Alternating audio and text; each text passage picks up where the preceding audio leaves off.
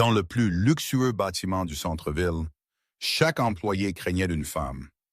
La PDG milliardaire connue pour sa précision froide et sa tolérance zéro pour les erreurs. Un seul regard d'elle pouvait faire taire un étage entier.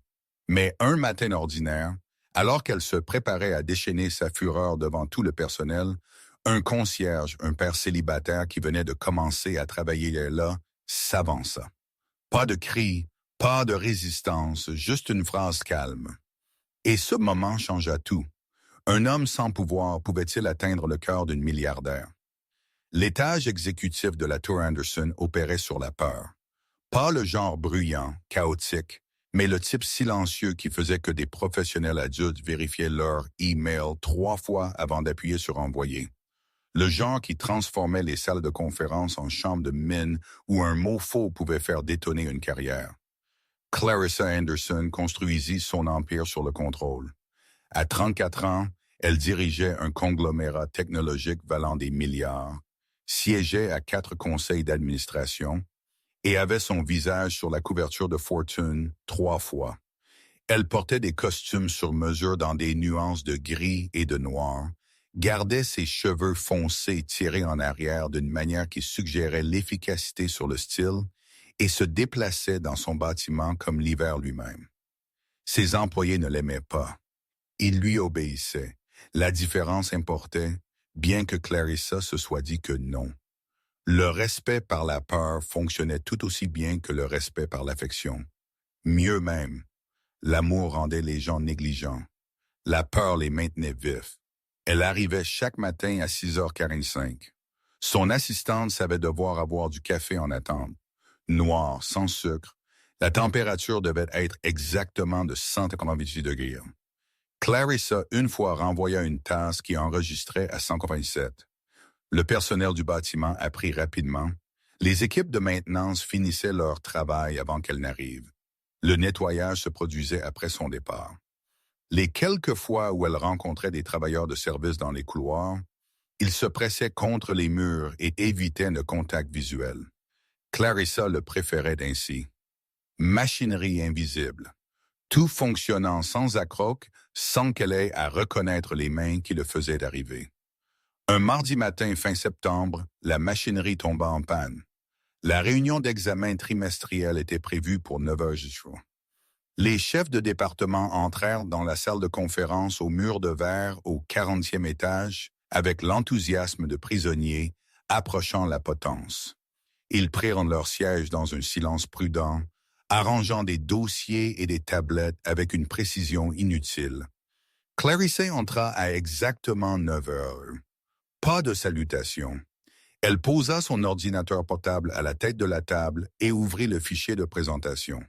L'écran du projecteur resta sombre. Elle cliqua de nouveau. Rien. Le directeur informatique tâtonna avec sa tablette. Robert n'était dans la position que depuis un mois, apprenant encore les systèmes après le départ de son prédécesseur. Le système devrait être « Donnez-moi juste une seconde, Mademoiselle Anderson ». Clarissa ne lui donna pas une seconde. Elle ne lui donna rien sauf le regard qui avait fait que des stagiaires démissionnent par email plutôt que de lui faire face en personne. Depuis combien de temps connaissez-vous ce problème? Sa voix portait la température de son café, exactement calibrée pour brûler. Le visage de Robert devint pâle. Nous avons tout testé hier. Ça fonctionnait parfaitement. Clairement, ça ne fonctionnait pas parfaitement ou nous ne serions pas assis à regarder un écran vide. La pièce retint son souffle. 14 cadres devinrent des statues. Le téléphone de quelqu'un vibra. Ils ne l'atteignirent pas. La présentation devait commencer il y a 3 minutes. Clarissa continua. J'ai des investisseurs qui appellent à la 9h15. Quel est exactement votre plan? Robert se leva, se déplaçant vers le projecteur avec les mouvements saccadés d'un robot en panne. Ses mains tremblaient alors qu'il vérifiait des câbles. Je pense que ça pourrait être le port de connexion ou possiblement le « je ne vous paye pas pour penser ». Je vous paye pour savoir. Oui, madame. Je veux dire, mademoiselle Anderson, je peux faire réparer ça. Vous avez déjà gaspillé 5 minutes de mon temps et du leur. Elle fit un geste vers la table. 5 minutes multipliées par 14 personnes. C'est 70 minutes de productivité perdue parce que vous avez échoué à faire votre travail. Il ne s'agissait pas vraiment du projecteur. Tout le monde dans cette pièce comprit que le projecteur n'était que la fissure visible dans une structure que Clarissa maintenait sous pression constante. Toute fissure devait être scellée immédiatement ou le tout pourrait s'effondrer. Huber recula de l'équipement. « Je m'excuse, mademoiselle Anderson. Cela n'est jamais arrivé avant. Les excuses ne répètent pas les problèmes. La compétence le fait. » Ces mots atterrirent comme un marteau de juge. La finalité en eux suggérait que l'emploi de Robert avait déjà pris fin. Il ne le savait juste pas encore. La porte s'ouvrit. Personne n'avait frappé. Cela seul était assez inhabituel pour faire tourner les têtes. Un homme en uniforme de maintenance gris entra, poussant un chariot de nettoyage. Il semblait être dans la fin de la trentaine avec le genre de visage qui suggérait qu'il souriait souvent, bien qu'il ne souriait pas maintenant. Cheveux foncés, yeux fatigués, la corpulence de quelqu'un qui travaillait avec ses mains. Il s'arrêta juste à l'intérieur de l'embrasure, observant la scène, les cadres figés, l'écran vide. Le regard arctique de Clarissa, détruisant actuellement ce qui restait du calme de Robert. Le concierge, Daniel, selon le nom brodé sur son uniforme, ne recula pas en s'excusant comme la plupart des gens l'auraient fait. Il regarda Robert, puis Clarissa, puis la pièce pleine de gens qui semblaient avoir oublié comment respirer. « Désolé, » Daniel dit doucement. « Je reviendrai. » Il commença à retourner le chariot, puis il s'arrêta. Quelque chose dans son expression changea. Pas la peur, exactement, plus comme la reconnaissance d'un choix qui devait être fait. En fait, Daniel dit, et 14 cadres tressaillirent à l'interruption. Avant que je parte, puis-je dire quelque chose? L'attention de Clarissa se fixa sur lui comme un projecteur trouvant d'une cible. Vous ne pouvez pas. Veuillez partir.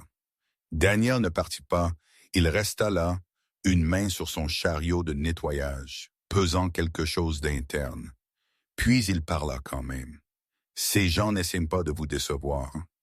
Les mots restèrent suspendus dans l'air comme de la fumée après un coup de feu. Personne ne bougea. Personne ne respira. La pièce entière se recalibra autour de ce moment impossible. Clarissa se tourna entièrement vers lui. Quand elle parla, sa voix aurait pu geler l'eau. « Excusez-moi. » Daniel rencontra ses yeux. Pas provocateur, pas agressif, mais ne reculant pas non plus. « J'ai dit qu'ils n'essayaient pas de vous décevoir. Le système a échoué. Pas la personne. Tout le monde ici est venu prêt à faire son travail. Parfois, les choses, quand même, cela ne signifie pas que quelqu'un mérite d'être humilié. Le silence qui suivit fut différent du précédent. C'était de la tension. C'était du choc. Clarissa fit un pas vers Daniel, puis un autre. Elle s'arrêta à 3 pieds de distance, assez près pour qu'il puisse probablement voir la fureur se cristalliser derrière ses yeux. « Vous êtes un concierge, » elle dit. Chaque mot sculpté dans la glace. « Oui, madame, vous avez travaillé dans ce bâtiment depuis combien de temps? » 5 jours. 5 jours. Elle laissa ce nombre reposer. Et en ces 5 jours, vous êtes en quelque sorte devenu un expert sur comment je devrais gérer mes employés. Non, madame, je ne suis un expert sur rien sauf le nettoyage des sols. Mais je connais les gens. Et je sais quand quelqu'un essaye sincèrement de son mieux et échoue encore sans que ce soit de sa faute. La mâchoire de Clarissa se serra. Autour de la table, les cadres étudièrent leurs mains, le plafond, leur propre reflet dans le verre. Tout sauf cette confrontation. « Ce que je dis ou ne dis pas à mon personnel n'est pas votre affaire, » Clarissa dit. « Vous êtes ici pour vider les poubelles et laver les sols. C'est l'étendue de votre rôle dans cette entreprise. Est-ce clair? » « Oui, madame. C'est clair. Alors peut-être devriez-vous retourner à ce rôle avant de vous retrouver à en chercher un nouveau. » Daniel hocha la tête lentement. Il serra la poignée de son chariot. « Je comprends. Mais je crois toujours que ce que j'ai dit était vrai. Ce sont juste des gens, et les gens font des erreurs. Cela ne les rend pas des échecs. Il tourna le chariot et le poussa vers la porte. Les roues grinçaient légèrement sur le sol poli. Tout le monde le regarda partir. La porte se ferma derrière lui avec un son comme une ponctuation. Pendant plusieurs secondes, personne ne parla. Puis Clarissa se retourna vers la table, comme si rien ne s'était passé. « Robert, vous avez jusqu'à midi pour que ce système fonctionne correctement. » Réunion ajournée. Elle sortit. La porte se referma derrière elle avec le même clic définitif. Les 14 cadres restèrent figés un instant de plus avant que quelqu'un n'expire finalement. Dans son bureau, Clarissa se tenait à la fenêtre surplombant la ville. 40 étages plus bas, les voitures se déplaçaient comme des globules rouges à travers des artères de béton. D'ici, tout semblait ordonné, contrôlé, gérable. Ses mains tremblaient. Elle les pressa à plat contre la vitre jusqu'à ce qu'elle se stabilise. Personne ne lui parlait ainsi. Personne. Pas les membres de son conseil qui craignaient de perdre leur position. Pas ses investisseurs qui craignaient de perdre leur argent. Pas ses employés qui craignaient de perdre leurs emplois. La structure entière de sa vie dépendait de cette peur. Elle maintenait les choses en marche. Elle maintenait les gens en ligne. Elle la gardait à l'abri du genre de déception qui l'avait autrefois presque détruite. Une excuse ne répare pas une promesse brisée. Elle avait appris cela à 22 ans, quand son partenaire commercial, l'homme en qui elle avait le plus confiance, avait vendu ses créations à un concurrent et l'avait laissé avec rien que de la dette et une leçon. La confiance était un luxe qu'elle ne pouvait plus se permettre. Le contrôle était le seul substitut fiable. Elle s'était reconstruite de cette trahison. Construite un empire, en fait. Et elle l'avait fait en s'assurant que personne ne s'approche jamais assez pour la blesser de nouveau. La peur maintenait les gens à la bonne distance. La peur les rendait prévisibles. Mais ce concierge, Daniel, l'avait regardé sans peur. Pas avec du mépris ou de la défiance, juste une certitude calme qui faisait atterrir ses mots différemment, comme s'il les croyait vraiment, comme s'il voyait quelque chose qu'elle ne pouvait pas. Clarissa se détourna de la fenêtre. Son café était devenu froid. Elle le laissa intact et retourna à son bureau, ouvrant des fichiers qui nécessitaient une révision. Le travail était fiable. Les chiffres ne répondaient pas. Les feuilles de calcul ne jugeaient pas. Mais pour le reste de ce matin-là, elle continuait de voir son visage, la conviction tranquille en lui, l'absence de peur que tout le monde portait comme un uniforme. Elle se dit que ça n'avait pas d'importance. C'était un concierge.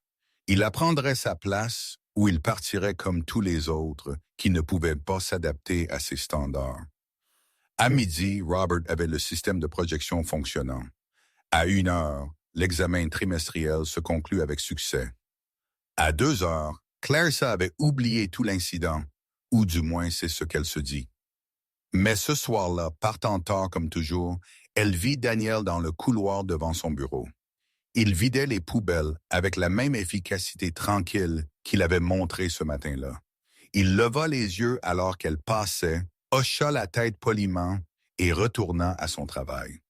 Pas d'excuses, pas de peur, juste reconnaissance de sa présence, puis retour à la tâche. Clarissa marcha vers l'ascenseur. Les portes se fermèrent. Elle descendit 40 étages en silence, ne pensant à rien en particulier. Certainement pas à propos d'un concierge qui refusait d'avoir peur. Certainement pas. Le lendemain matin, Clarissa arriva à son heure habituelle pour trouver une note sur son bureau, livrée à la main, pas par email. Cela seul le rendait inhabituel. Le superviseur du bâtiment voulait que Daniel Hayes soit renvoyé immédiatement pour insubordination. Le mémo incluait 3 paragraphes détaillant la conduite appropriée des employés et les protocoles de la chaîne de commandement. Au bas, une ligne attendait sa signature. Clarissa mit le papier de côté sans le signer. Elle se dit qu'elle s'en occuperait plus tard quand elle aurait le temps. Elle n'examina pas pourquoi elle continuait à trouver des raisons de ne pas avoir le temps. Jeudi 20, puis vendredi, l'avis de licenciement non signé resta dans le tiroir de son bureau, enterré sous des rapports trimestriels. Daniel continua à se présenter pour ses quarts de travail. Tôt le matin et tard le soir, poussant son chariot à travers des couloirs vides, vidant des bacs, lavant des sols, il travaillait les heures qui lui permettaient d'être à la maison pendant la journée. Bien que Clarissa ne le sût pas encore, elle remarqua seulement qu'il était toujours là quand le bâtiment était le plus silencieux. Elle commença à remarquer d'autres choses aussi, de petites choses qui n'auraient pas dû avoir d'importance, mais d'une certaine manière en avaient.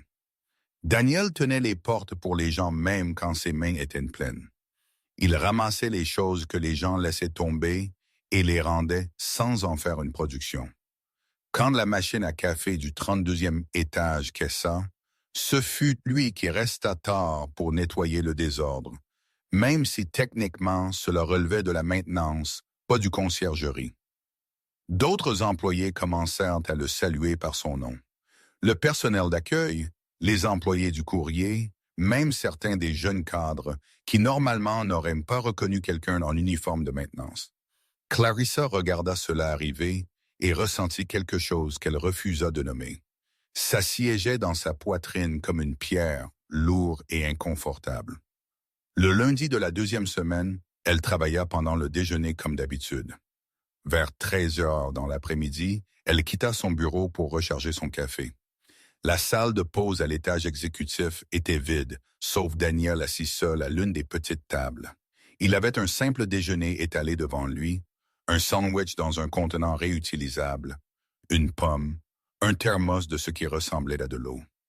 À côté de sa nourriture était posé un livre de poche usé, la tranche froissée par de multiples lectures. Clarissa faillit se retourner, puis elle s'entendit parler. « Vous lisez pendant le déjeuner ?» Daniel leva les yeux, pas exactement effrayé, mais surpris. Il ferma le livre, gardant un doigt entre les pages pour tenir sa place. « Oui, madame, m'aide à penser à autre chose que le travail. » Elle se déplaça vers la machine à café, consciente de sa présence derrière elle d'une manière qui se sentait différente de comment elle enregistrait habituellement les autres personnes. La machine gargouilla et siffla. Elle ne se retourna pas, mais elle parla quand même. « Vous n'êtes pas concerné par votre travail. Devrais-je l'être? » Clarissa prit son café et lui fit finalement face. « Vous avez parlé hors de votre tour devant toute mon équipe de direction. Cela est typiquement des conséquences. » Daniel hocha la tête lentement. Il posa son livre complètement maintenant, lui donnant toute son attention. « J'ai imaginé que ça pourrait, mais je le referais si la situation l'appelait. » « Pourquoi? » La question sortit avant que Clarissa ne puisse l'arrêter. Elle ne demanda jamais pourquoi, mais elle énonçait des faits et attendait la conformité. Mais d'une certaine manière, cet homme avait fissuré quelque chose d'ouvert dans son système d'exploitation habituel. Daniel considéra sa réponse. Il ne se précipita pas pour remplir le silence avec des mots vides. Quand il parla finalement, sa voix portait la même qualité constante qu'elle avait dans la salle de conférence, parce que quelqu'un avait besoin de le dire. Cet homme était en train de se faire déchirer pour quelque chose qui n'était pas sa faute. Peut-être m'auriez-vous renvoyé pour avoir parlé. Peut-être que vous le ferez encore, mais je dois vivre avec moi-même de toute façon. Et je ne peux pas faire ça si je reste silencieux quand je vois quelque chose de mal. Vous pensez que j'avais tort. Je pense que tout le monde a des jours difficiles.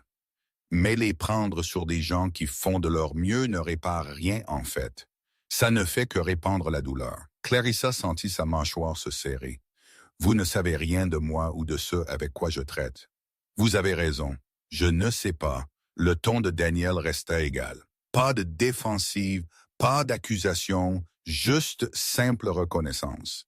Mais je sais quelque chose sur essayer de tout contrôler parce que ça donne l'impression que c'est la seule façon d'empêcher les choses de s'effondrer. Je sais ce que ça ressemble quand quelqu'un construit des murs si hauts qu'ils oublient ce que c'est que de se tenir au soleil. Les mots la frappèrent comme de l'eau froide. Clarissa posa son café plus fort qu'elle ne l'avait voulu. La tasse claqua contre le comptoir. « Je n'ai pas demandé votre analyse. »« Non, madame. Vous avez demandé pourquoi j'ai parlé. » Je répondais. Elle le fixa. Il la regarda en retour avec ses yeux fatigués qui, d'une certaine manière, tenaient encore quelque chose ressemblant à de la gentillesse. Pas de la pitié, Ça aurait été plus facile à rejeter. C'était autre chose. Reconnaissance, peut-être.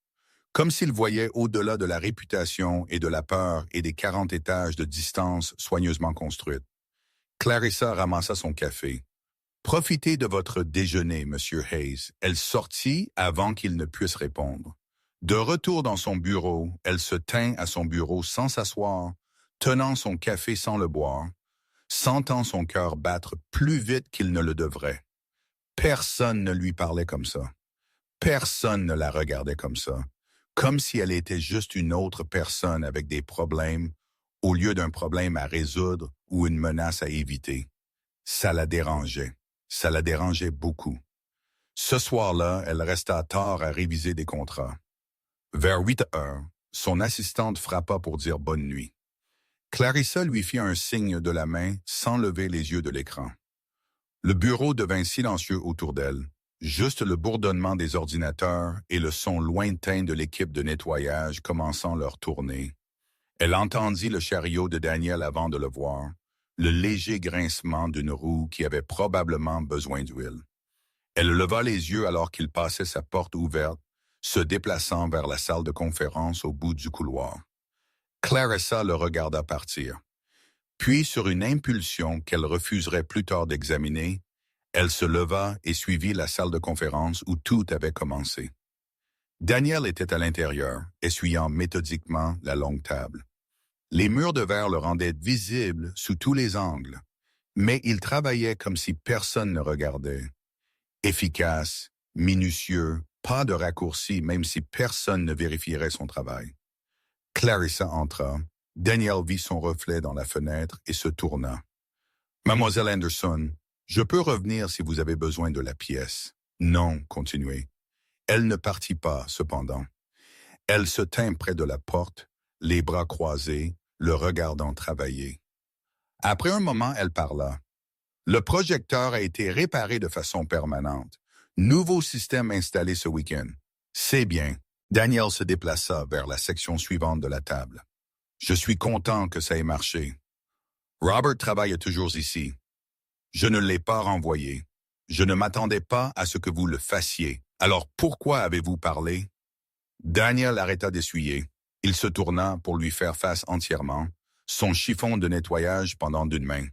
Parce que même si je ne pouvais pas changer le résultat, je pouvais au moins m'assurer qu'il savait que quelqu'un voyait ce qui se passait vraiment. Parfois, cela importe plus que les gens ne pensent. Clarissa sentit quelque chose changer dans sa poitrine. Vous le connaissez à peine, je connais à peine quelqu'un ici, mais je sais ce que ça fait d'être blâmé pour quelque chose au-delà de votre contrôle. Je sais ce que ça fait à une personne quand personne ne les défend. Alors, je me suis levé. Même si ça pouvait vous coûter tout, Daniel sourit légèrement. Ça n'atteignit pas ses yeux, mais c'était sincère. Je n'ai pas grand-chose à perdre. Juste ce travail, et si je le perds pour avoir fait ce qu'il faut, alors peut-être que ce n'était pas le bon travail de toute façon. Vous avez un enfant. Les mots sortirent plats. Clarissa ne savait pas pourquoi elle les avait dit. Elle n'avait pas voulu révéler qu'elle avait été attentive. Mais Daniel ne sembla pas surpris. J'ai une fille de 8 ans, alors vous avez tout à perdre.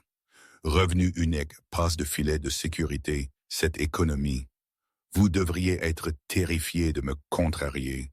Peut-être devrais-je l'être. Mais la peur ne nous protège pas vraiment des mauvaises choses qui arrivent. Ça nous rend juste plus petits pendant que nous les attendons.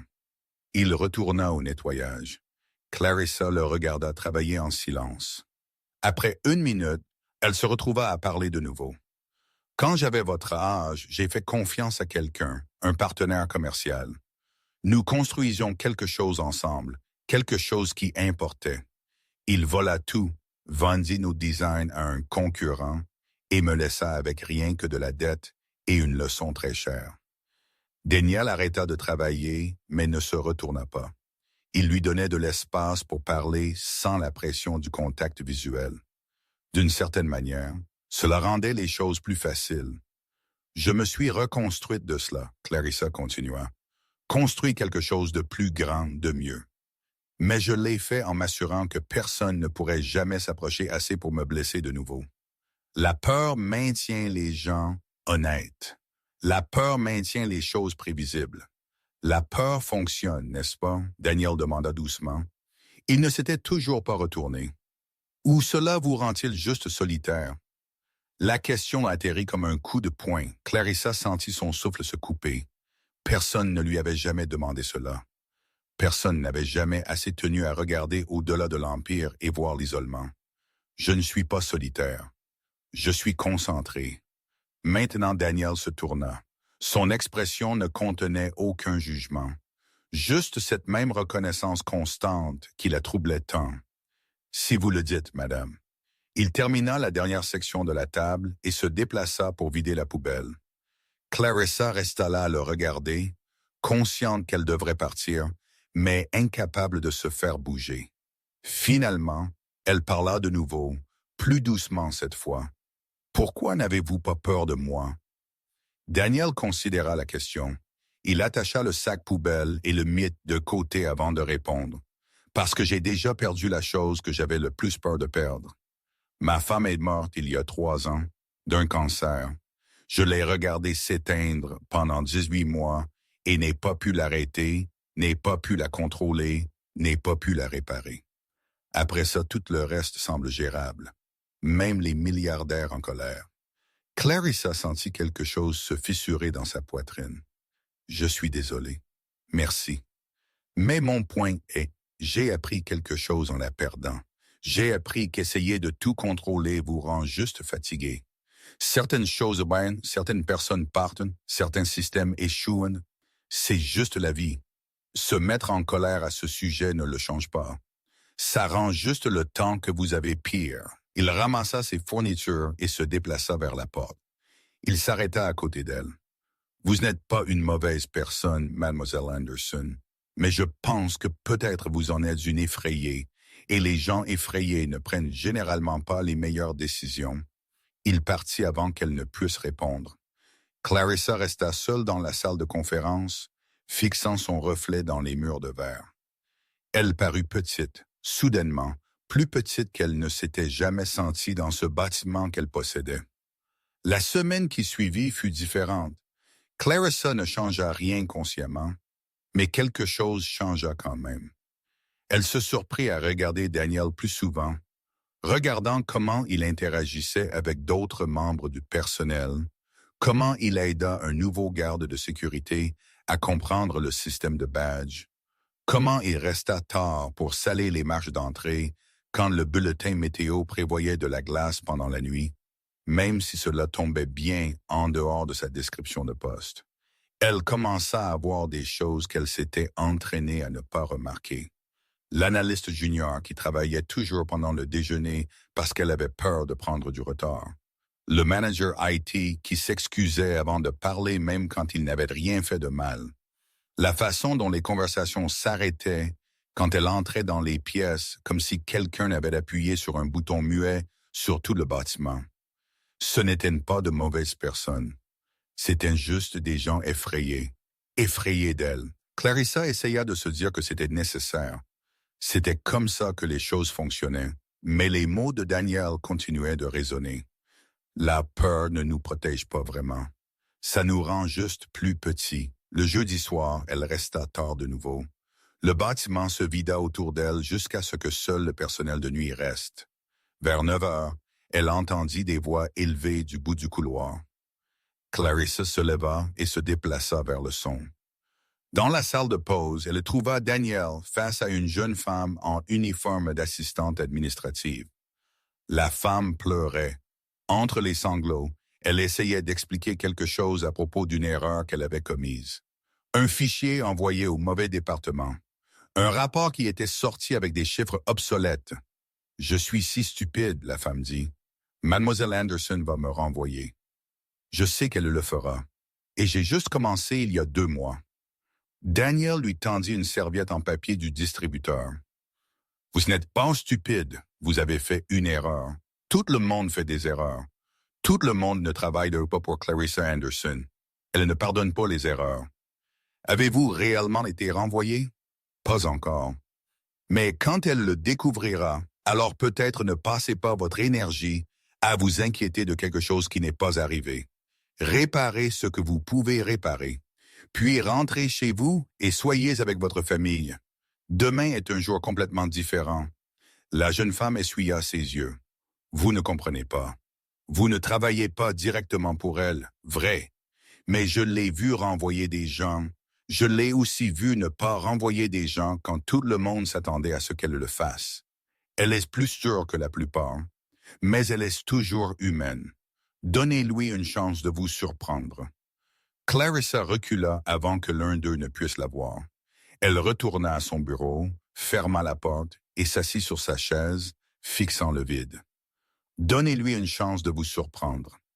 Quand était-elle devenue la personne pour qui les gens pleuraient dans les salles de pause?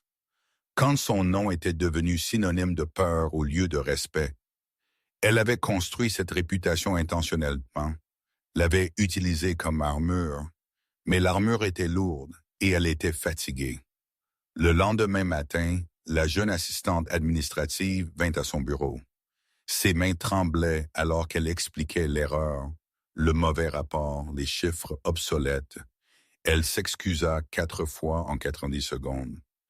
Clarissa écouta, puis elle parla d'une voix qu'elle reconnaissait à peine comme la sienne. La version correcte est-elle prête?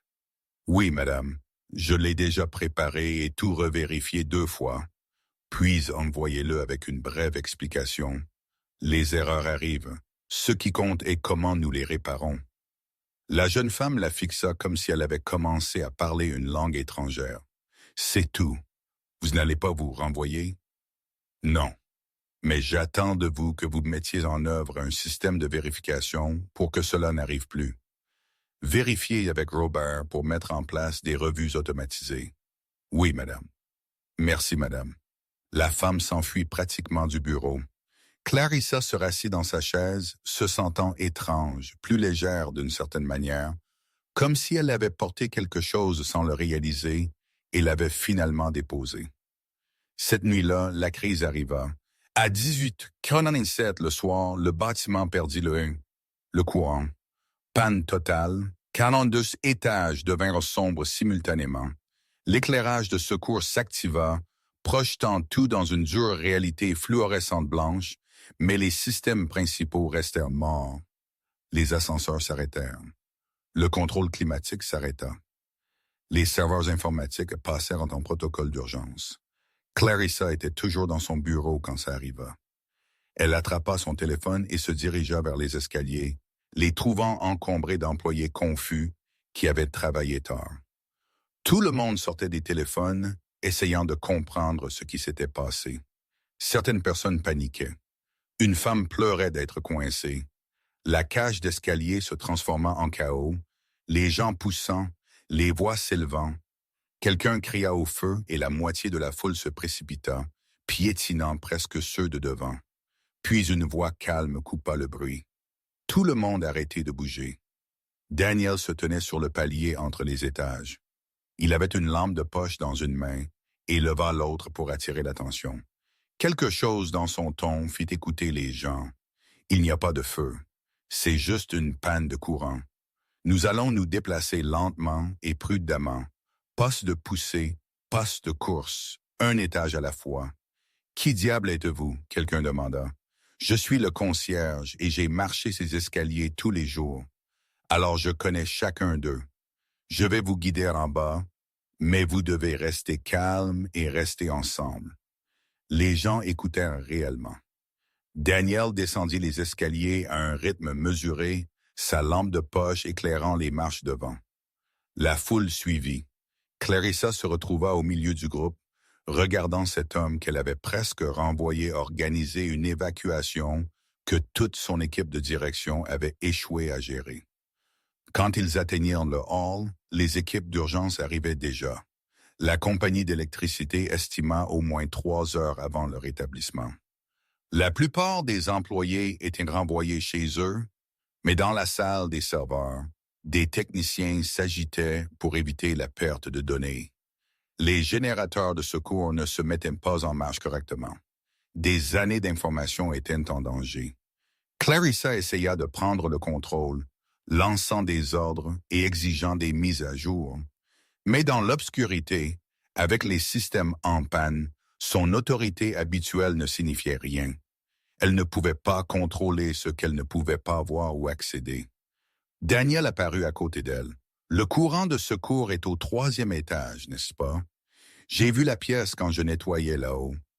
Oui, mais je sais où est la commande manuelle. Travaillais dans la maintenance de bâtiments avant ce travail. Si les générateurs ne s'engagent pas automatiquement, quelqu'un doit le faire manuellement. Il disparut avant qu'elle ne puisse répondre. Clarissa se tint dans le hall assombri, entourée d'un chaos qu'elle ne pouvait contenir, et sentit le dernier de son contrôle soigneusement construit s'échapper complètement. 20 minutes plus tard, les générateurs de secours s'activèrent, les lumières vacillèrent, les systèmes redémarrèrent, les techniciens de la salle des serveurs poussèrent un cri de joie collectif. Crise évitée, Daniel réapparut, son uniforme taché de graisse. Cela devrait tenir jusqu'au retour du courant principal. Clarissa le fixa. Vous avez juste sauvé environ 15 millions de dollars de données. J'ai juste actionné un interrupteur qui avait besoin d'être actionné. Personne d'autre ne savait comment faire ça. Daniel haussa les épaules. La plupart des gens ne passent pas leur temps à explorer les salles mécaniques. J'aime savoir comment les choses fonctionnent. Autour d'eux, les employés rassemblaient leurs affaires, se préparant à rentrer chez eux maintenant que le danger immédiat était passé. Ils riaient nerveusement, transformant déjà la panne de courant en une histoire qu'ils raconteraient. Pas un seul d'entre eux ne reconnut que le concierge avait résolu ce que toute l'équipe de direction ne pouvait pas. Mais Clarissa remarqua. Elle remarqua tout. Cette nuit-là, seule dans son appartement, 40 étages au-dessus de la ville. Elle se tint à sa fenêtre et pensa au contrôle. Elle avait passé 12 ans à construire un empire sur la croyance que le pouvoir était la seule chose qui vous protégeait du chaos, que si vous restiez au sommet, vous restiez en sécurité. Mais ce soir, le pouvoir avait échoué. L'argent n'avait pas importé. La peur n'avait rien réparé. Un concierge avec une lampe de poche et une voix calme avait accompli ce que toute son équipe exécutive ne pouvait pas. Peut-être avait-elle construit la mauvaise chose depuis le début. Le week-end passa comme un temps que Clarissa ne pouvait pas contrôler. Samedi, elle passa dans son appartement à fixer des rapports financiers sans les lire. Dimanche, elle alla au bureau par habitude, mais partit après 1 heure parce que le bâtiment vide se sentait mal d'une certaine manière. Vide d'une manière qu'il n'avait jamais été auparavant. Le lundi matin arriva froid et vif. Clarissa s'habilla dans son habituel costume gris, fixa ses cheveux dans son habituel style sévère et arriva à son heure habituelle. Tout le même que ce qu'il avait été pendant 12 ans, sauf qu'elle était différente maintenant, et elle ne pouvait pas prétendre le contraire. La réunion du personnel exécutif commença à 9 heures. 14 chefs de département entrèrent avec leur habituel silence prudent. Ils prirent leur siège. Ils arrangèrent leurs matériaux. Ils attendirent que Clarissa parle en premier parce que c'était comme ça que ça fonctionnait toujours. Clarissa se tint à la tête de la table et regarda leur visage. Vraiment regarda. Elle vit la tension dans leurs épaules, la façon dont ils évitaient le contact visuel direct, les expressions vierges prudentes qui ne révélaient rien parce que révéler quelque chose pourrait être dangereux. C'étaient des gens brillants, diplômés de Harvard, experts de l'industrie, des gens qu'elle avait embauchés spécifiquement en raison de leur talent, et elle les avait transformés en enfants effrayés qui se cachaient de leur propre patron. Avant de commencer, Clarissa dit, et sa voix sortit différente que d'habitude, plus douce d'une certaine manière. J'ai besoin de dire quelque chose, la pièce se tendit davantage. Ce n'était pas une partie de la routine. Les changements de routine signifiaient un danger. J'ai réfléchi à comment cette entreprise opère, à comment j'opère, et je réalise que j'ai créé un environnement où les gens sont plus préoccupés d'éviter ma colère que de faire leur meilleur travail. C'est ma faute, pas la vôtre. Le cadre échangèrent des regards. Personne ne parla. Ils attendaient clairement que l'autre chaussure tombe pour que cela soit une sorte de piège. Je ne dis pas que les standards baisseront. Clarissa continua. J'attends toujours l'excellence, mais je dis que quand des erreurs arrivent, et elles arriveront parce que nous sommes humains, la réponse devrait être de les réparer et d'en apprendre, pas d'assigner la faute et d'instaurer la peur. Elle prit une respiration. C'était plus dur qu'elle ne s'y attendait. La vulnérabilité se sentait comme marcher sur de la glace qui pourrait se fissurer à tout moment. À partir d'aujourd'hui, je veux entendre vos opinions réelles, pas ce que vous pensez que je veux entendre. Si vous n'êtes pas d'accord avec une décision, dites-le. Si vous voyez un problème que je rate, dites-le moi.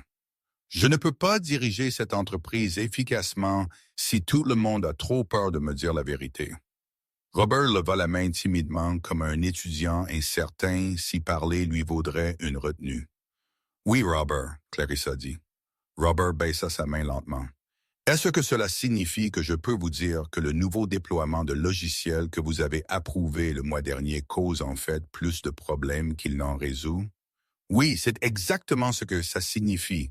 Pourquoi n'avez-vous rien dit avant? » Robert jeta un coup d'œil aux autres, parce que vous sembliez certaine à ce sujet. Et personne ne veut être la personne qui vous dit que vous avez tort. Clarissa sentit cette tension familière dans sa poitrine, l'envie de se défendre, d'expliquer qu'elle n'avait pas tort.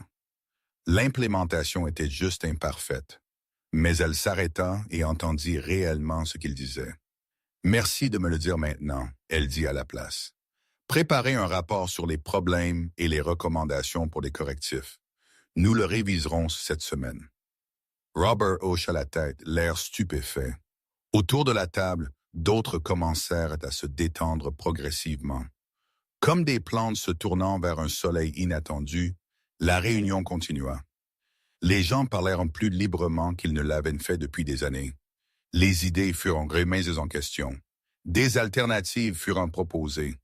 C'était désordonné et inconfortable, et rien comme l'efficacité contrôlée sur laquelle Clarissa avait bâti sa réputation.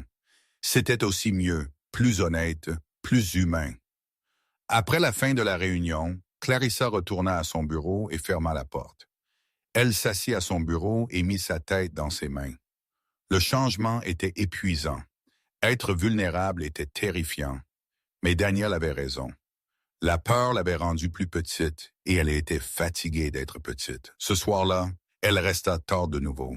Vieilles habitudes. Mais cette fois, elle quitta son bureau et marcha à travers le bâtiment, le voyant vraiment pour la première fois depuis des années. Les salles de pause où le personnel se rassemblait. Les cubicules où les gens passaient 40 heures par semaine. Les petites touches personnelles qu'ils ajoutaient aux espaces d'entreprise stériles. Photos, plantes, un dessin d'enfant scotché à un moniteur. Elle trouva Daniel au 38e étage, nettoyant méthodiquement une salle de conférence. À travers les murs de verre, elle le regarda travailler un instant avant de frapper. Il leva les yeux et lui fit signe d'entrer. « Mademoiselle Anderson, besoin de quelque chose? »« J'ai besoin de vous parler. » Pas en tant que votre employeur, juste en tant qu'autre personne. Daniel posa ses fournitures de nettoyage et se déplaça vers l'une des chaises. Il ne s'assit pas, mais il arrêta de travailler, lui donnant toute son attention. Clarissa resta debout près de la porte. Les murs de verre les rendaient visibles à quiconque passait, mais le bâtiment était principalement vide. « J'ai réfléchi à ce que vous avez dit, » Clarissa commença. « Sur le fait d'avoir peur, sur le fait de construire des murs. Vous aviez raison sur tout cela. » Daniel ne dit rien. Juste écouta avec cette même qualité patiente qui rendait plus facile de continuer à parler. Quand mon partenaire commercial m'a trahi, j'ai décidé que le problème était la confiance. Si je ne faisais jamais confiance à personne, je ne pourrais jamais être blessé de nouveau. Alors, j'ai tout construit autour de cette idée. Contrôle, distance, peur. Ça a fonctionné d'une certaine manière. J'ai construit un empire. Mais j'ai aussi construit une prison. Et j'y ai vécu seul pendant 12 ans. Elle se déplaça vers la fenêtre, regardant les lumières de la ville en bas. Après la panne de courant, j'ai réalisé quelque chose. Tout mon pouvoir, tout mon contrôle, ça ne me protégeait pas vraiment du chaos. Vous l'avez fait. Vous et votre voix calme et votre connaissance de comment les choses fonctionnent. Vous avez sauvé tout ce que j'ai construit, et vous l'avez fait parce que c'est juste qui vous êtes, pas parce que je vous ai payé ou menacé ou contrôlé. Clarissa se retourna pour lui faire face. Je ne sais pas comment être différente, mais je sais que je dois essayer parce que ce que j'ai fait ne fonctionne pas. Ça n'a jamais vraiment fonctionné. Je me suis juste convaincu que oui. Daniel considéra ces mots attentivement avant de répondre. Puis-je vous demander quelque chose? Oui. De quoi avez-vous réellement peur? Pas les trucs de surface, la vraie chose en dessous. La question la frappa comme un coup physique. Clarissa sentit sa gorge se serrer. Personne ne lui avait jamais demandé cela. Elle ne s'était même jamais posé la question. Que je ne suis pas assez, elle dit finalement. Les mots sortirent à peine au-dessus d'un murmure. Que si je ne suis pas parfaite, pas en contrôle, pas 10 pas en avance sur tout le monde, alors je suis sans valeur. Mon partenaire est parti parce que je n'étais pas assez. Je me suis reconstruite pour m'assurer que cela n'arrive plus jamais. Mais maintenant, j'ai cet empire et je suis toujours terrifié qu'une sorte de jour quelqu'un voit à travers tout cela et réalise que je fais juste semblant d'être forte. Les larmes la surprirent. Clarissa ne pleurait jamais. N'avait pas pleuré depuis des années. Mais maintenant, elles vinrent quand même. Chaudes et malvenues et d'une certaine manière nécessaires. Daniel ne bougea pas pour la réconforter, n'offrit pas de réassurance vide. Il la laissa juste avoir le moment sans le rendre gênant ou essayer de le réparer. Quand elle essuya finalement ses yeux, il parla doucement. Vous savez ce que j'ai appris quand ma femme est morte? Que la force n'est pas de ne jamais casser. C'est de casser et puis de se relever quand même. Vous vous êtes tenus ensemble si étroitement pendant si longtemps que vous avez oublié que vous êtes autorisés à craquer parfois. Cela ne vous rend pas faible. Ça vous rend réel. Je ne sais plus comment être réel. Oui, vous savez, vous êtes réel en ce moment. Cette conversation, cette réunion ce matin, où vous avez réellement admis que vous pourriez avoir tort, c'est réel. Ça prend juste de la pratique. Clarissa se déplaça vers l'une des chaises et s'assit. Elle se sentit épuisée, vide, mais aussi plus légère d'une certaine manière. Comme si elle avait porté quelque chose de trop lourd et l'avait finalement déposé. Votre femme, elle dit, comment avez-vous continué après l'avoir perdue? Daniel fut silencieux un long moment. Quand il parla, sa voix portait du poids. Je n'ai presque pas. Pendant environ 6 mois, j'ai fait les gestes. J'ai pris soin de ma fille parce que je devais. Mais je n'étais pas vraiment là, juste survivant. Puis un jour, ma fille m'a demandé si j'étais triste parce qu'elle ne me rendait plus heureux. Il regarda Clarissa directement. Ça a cassé quelque chose en moi ou réparé quelque chose. J'ai réalisé que j'avais un choix. Je pouvais rester piégé dans la perte ou je pouvais honorer ce que ma femme m'a donné en vivant réellement. Elle aimait la vie, aimait les gens, aimait la connexion. La meilleure façon dont je pouvais me souvenir d'elle était de faire de même. Alors, vous êtes devenu un concierge qui tient tête aux milliardaires. Daniel sourit légèrement. Ça n'atteignit pas ses yeux, mais c'était sincère. Je suis devenu quelqu'un qui essaye de faire ce qu'il faut même quand c'est difficile. Parfois, cela signifie prendre la parole.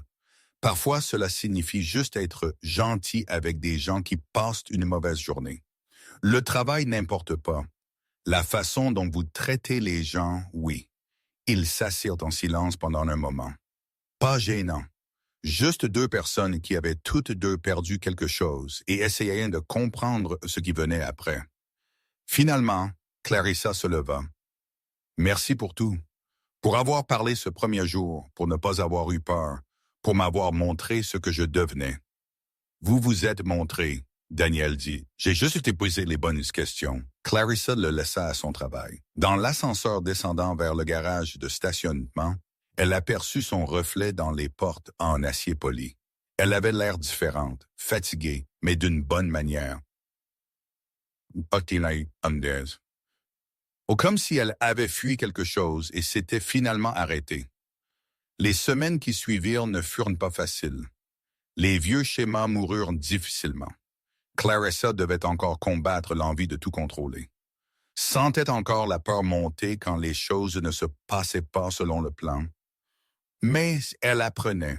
Elle mit en place des heures de bureau ouvertes où tout employé pouvait venir lui parler. Les premières semaines, personne ne vint. Il ne lui faisait pas encore confiance. Mais lentement, prudemment, des gens commencèrent à se présenter, apportant des idées, soulevant des préoccupations, la traitant comme une personne au lieu d'une menace.